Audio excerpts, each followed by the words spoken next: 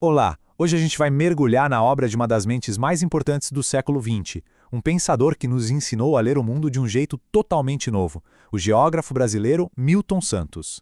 Olha, só para a gente ter uma ideia do tamanho dele, em 1994, Milton Santos recebeu o prêmio Walter Lud.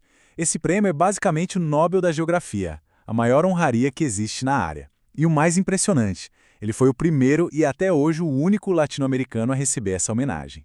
Isso já dá uma dimensão do impacto global que ele teve, né? Mas, para entender as ideias dele, é fundamental olhar para a jornada de vida que ele teve.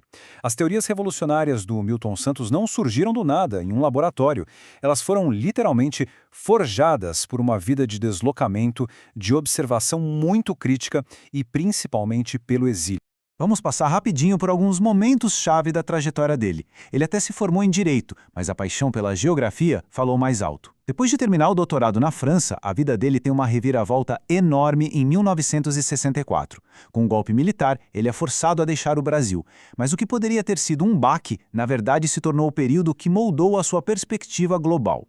Viver de perto as realidades da África, da Europa e da América do Norte foi simplesmente fundamental para toda a sua obra. E é aqui que a gente chega no coração do pensamento dele. A grande revolução do Milton Santos foi propor que o espaço não é só um palco vazio onde a história acontece. Não.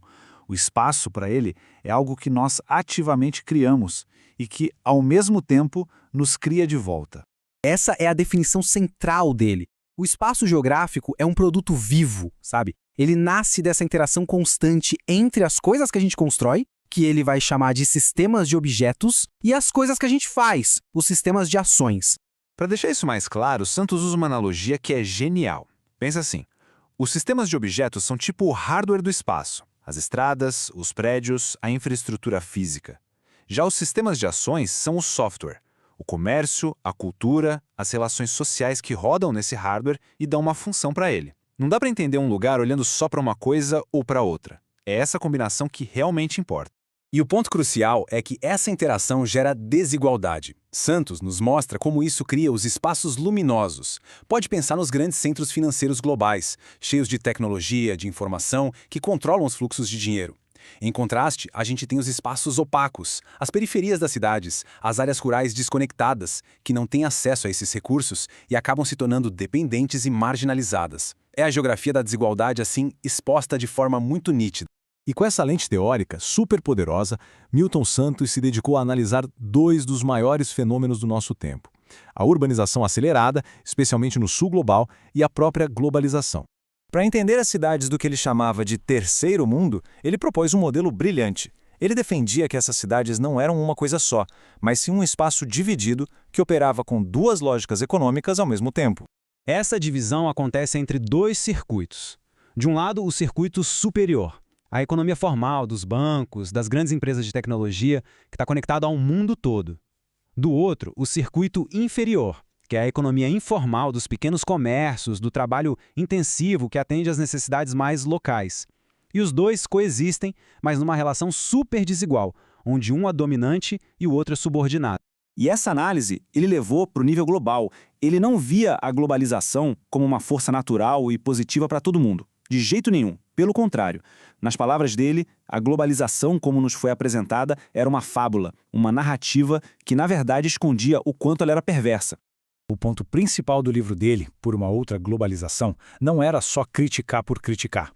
A partir dessa análise, ele defendia que uma outra globalização, mais justa e mais humana, não só era possível, como era necessária. Uma globalização que não servisse apenas aos interesses do capital, mas que promovesse a solidariedade e a cidadania. E a gente chega então à questão final. Por que o trabalho de Milton Santos continua sendo tão essencial para a gente entender o mundo em que a gente vive hoje? O legado dele é imenso. Ele nos deu as ferramentas para enxergar como o espaço é produzido pelo poder e pela desigualdade.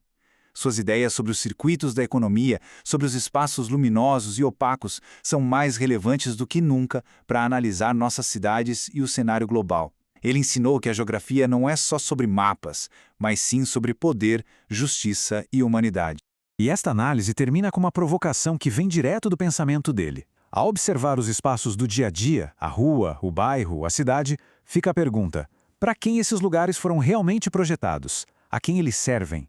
A obra de Milton Santos nos convida a fazer esse questionamento e a nunca mais olhar para o espaço da mesma maneira.